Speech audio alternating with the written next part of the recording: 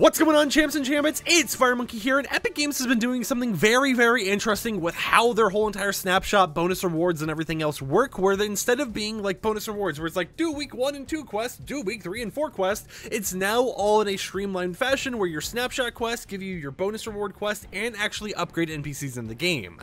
So if you guys know the currently released snapshot quest, which features the Nolan North NPC, by default, you don't really get too many benefits, right? But as you actually talk to the NPC and you do the whole entire snapshot quest line, you unlock more things, such as the weapon that Nolan sells being upgraded to legendary, such as being able to actually hire the NPC, being able to disguise as a prop, all types of stuff like that. And it was a very interesting system where it's like, instead of, just launching in day one and being able to get the best benefits from the NPC possible, by actually doing the quest line related to the NPC and earning some more lore related to them, you actually managed to get more features out of the whole entire thing. And it's had some controversies from some people being like, well, what if I don't want to do the quest and I just want to play competitive or whatever?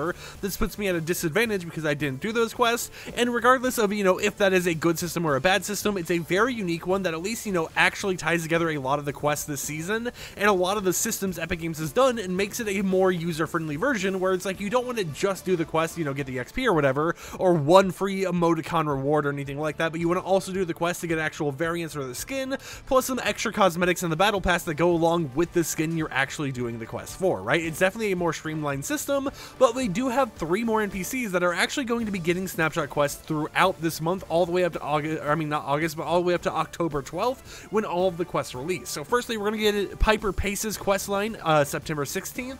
We're going to be getting Fish Thick's quest line around September 27th, 26th, around that area, and then we'll be getting May's NPC quest line around October 12th, when all of the quests will have officially released. So that's a very hype thing to see, because it means that you'll be able to actually earn all these benefits, and it also means that May's going to be a new NPC on the island very, very soon, which gives you some things to look forward to when it comes to in-game changes.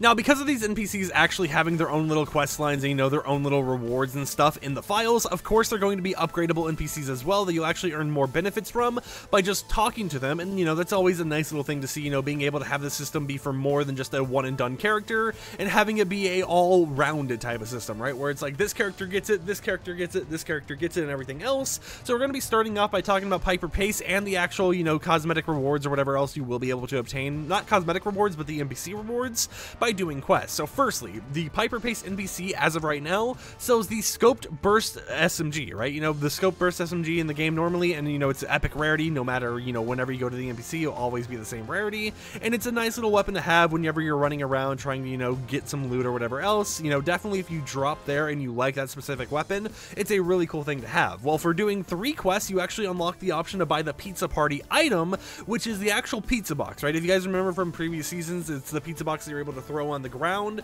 Once you throw it down, everyone can actually consume slices of pizza to gain some health. The pizza box has actually been nerfed so that the health it gives you is around 25 HP per slice. That might be a little bit higher or lower than what it was before, or it might not have changed at all. We currently don't know, but it is a little bit of an interesting thing to see.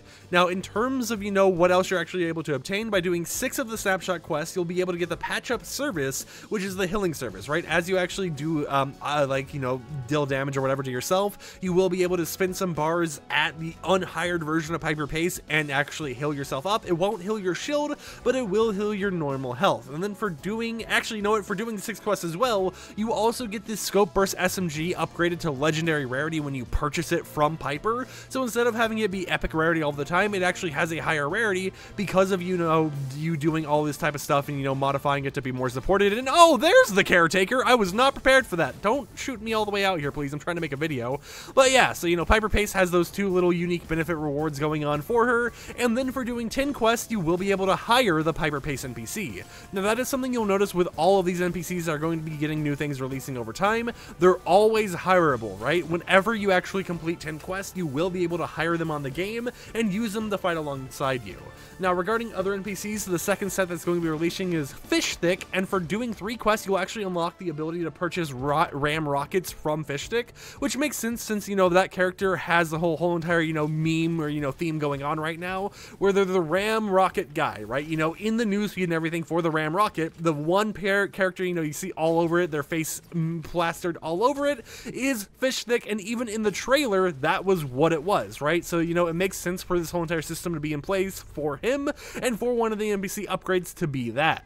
For doing 6 quests, you actually will be able to spin bars to upgrade your weapons with the NPC, and the infiltrator pump shotgun that Fish Thick sells, you will actually be able to purchase in the legendary version instead of in epic rarity. So, you just get some overall upgrades once again, some nice little goodies to have here and there. And then for doing 10 quests, just like the rest of them, you will be able to just hire the NPC as if, you wanted them to fight alongside you, and you can go around the game that way. So, you get a decent amount of stuff that you're able to actually do. There's a nice little upgrade style going on here, but that isn't where everything ends, because of course we have one more NPC to talk about, being none other than May. Now, May isn't even enabled in the game right now, meaning that that's an NPC that'll be releasing further down the line. So there's a lot more information to talk about here. So firstly, when the NPC releases, they will be selling the twin mag assault rifle. This assault rifle right here will be sold by them, and you will be able to use it in the game. So that is something to keep in mind, right? And it definitely makes sense, because you'll want to know what the upgrades actually relate to once they end up actually releasing in the game. So, that is the weapon that is going to be sold by May, is the whole entire twin mag, and that's just, a nice little benefit that I thought I would mention to you guys. However, as you start doing quests, when you do 3 quests, you'll be able to purchase the Shield Breaker EMP item. This is an item that hasn't actually released as of yet, but will be releasing very soon, and it will destroy people's shields, but also if you use it on things like vehicles or turrets, it will currently, just EMP the whole entire thing, right? So it will make it so that the whole entire shield or EMP or, whatever functionality exists for those mechanical items just kind of gets put in the void, and you no longer are able to use them temporarily, right? The effects of the weapons will be re-enabled over time, because it's not like a permanent EMP throw down on the ground once, it's completely over. It is a timed system that will last for, probably like half a minute to a minute, but once it does release, it is going to be a very interesting thing. And by doing 3 quests, since May is known as the Shield Breaker character, you will be able to purchase those EMPs from May herself. Now, for doing 6 quests, you actually get 2 services. You'll get the service for the Rift-to-Go service, meaning that you'll be able to just kind of fly in the air and rift away whenever you're in like an intense combat or whatever else. So, a simple service there, a nice way to escape after going to that NPC. And then for doing 10 quests, you will be able to hire the NPC. And of course, just like the other ones, for doing 6 quests, you actually get to upgrade the twin mag assault rifle to legendary instead of epic. So just by doing those quests overall, you're gaining more and more benefits. So basically, to recap here, for Piper, 3 quests done, you get the pizza party item. 6 quests done, you get the patch up healing service plus the scope burst SMG upgraded to legendary. For Fish Thick, 3 quests done, you get the ram rocket. For 6 quests done, you get the service to actually upgrade your weapon, and the infiltrator pump shotgun will be sold in legendary rarity. And then for May, for doing 3 quests, you'll be able to purchase Shield Breaker EMPs. For doing 6 quests, you'll be able to purchase the Rift service plus the twin mag assault rifle that May sells will be upgraded to legendary. And then for 10 quests across each character, you will be able to actually hire that NPC as a character in the game.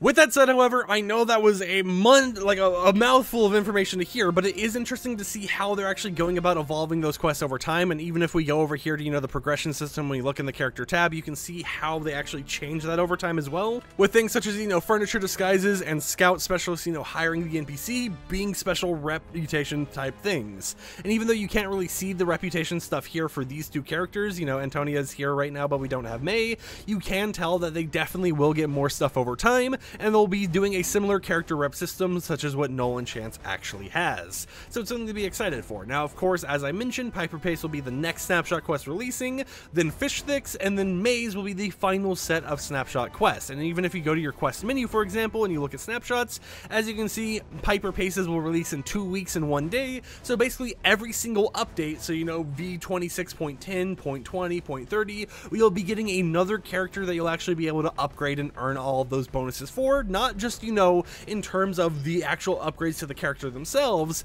but also the actual bonus rewards for doing the quest. So if we go here in the quest rewards, you can see by doing the Nolan Chance ones, you get a loading screen, a contrail, and a style. For doing Piper Paces, you get an animated emoticon, you get this glider variant, and you get a variant for the skin. For doing Fish Thicks, you'll actually get a variant for the pickaxes, a variant for the glider, and a variant for the skin as well. And then for doing Maze, which will be the final set releasing, you get a banner, a variant for the pickaxes, and then a variant for the skin. So you get a ton of cosmetics releasing over time, but you have to wait until the snapshot quests actually release in order for you to actually do any of these. And you can kind of see the release dates, right? So the first set releases in 16 days, then we have 30 days, and then we have 46 days at the very end. With that said, however, hope you champs and champettes enjoyed today's YouTube video. Hope it got you intrigued to see what type of changes will be coming to the game in the near future, because things like the Shield Breaker EMP and even the pizza party item aren't currently enabled in the game, and I'll catch you champs and champets next time with another video. Peace out.